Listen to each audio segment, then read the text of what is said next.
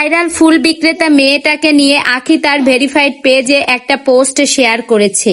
সেই পোস্টটিতে লেখা আছে, ভাইরাল ফুল বিক্রেতা ফায়জার দায়িত্ব নিলেন সিলেটের ফাহিম আল চৌধুরী।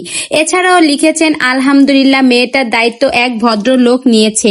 আসলে আল্লাহ যাকে চায় তাকেই রাতারাতি কোথায় নিয়ে যেতে পারে। রাস্তায় শুধু এই ফুটফুটে মেয়েটিই নয়, বরং এমন শত শত নিষ্পাপ শিশু আমাদের চোখের সামনে অবহেলায় বেড়ে উঠছে।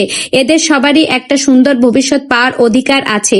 গরিবের কালো মেয়েটা রাস্তায় ফুল বিক্রি করলে তাকে টুকাই বলা হয়, অথচ সুন্দর চেহারার কেউ ফুল বিক্রি করলে আমরা বলি ফুলকে বিক্রি করছে আর এক ফুল। কেন সেই কালো ছোট অবহেলিত মেয়েটা ফুল না হয়ে টুকাই হয় বলতে পারেন?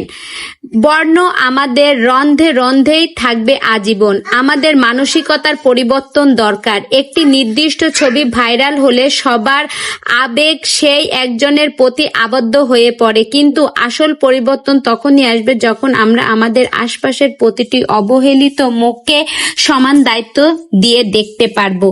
তো আখির ভেরিফাইড পেজের পোস্টটিতে লেখা ছিল ঠিক এইরকম, যেটি এখন আপনাদের মাঝে আমি পড়ে শোনালাম। তো আখির কথাগুলো আসলে খুবই দরকারি, খুবই একটা গুরুত্বপূর্ণ কথা আখি বলেছে। আখির কথাটা কিন্তু সবারই ভালো লেগেছে। এই রকম সব পথ শিশুদের দায়িত্ব আসলে নেওয়া উচিত, তাহলে কিন্তু এদের জীবনের পরিবর্তন আসে। এদের জীবনটা আর এরকমই থাকে না। সকল বাচ্চাদের স্কুলে যেয়ে লেখাপড়া করে আগামী ভবিষ্যৎ গড়ার অধিকার রয়েছে। তো আমরা সবাই মিলে যদি এগিয়ে আসি এই সব পথ শিশুদের দিকে, তাহলে কিন্তু এরাও একটা সুন্দর ভবিষ্যৎ পাবে। তো আখি কিন্তু খুবই একটা গুরুত্বপূর্ণ কথা বলেছে। তো আখির এই কথাটাই আপনারা কে কে একমত রয়েছেন প্লিজ কমেন্ট করে জানাবেন। আর যদি আপনাদের কাছে ভিডিওটি ভালো লেগে থাকে তাহলে অবশ্যই একটা লাইক করে আমার সঙ্গেই থাকবেন। ধন্যবাদ।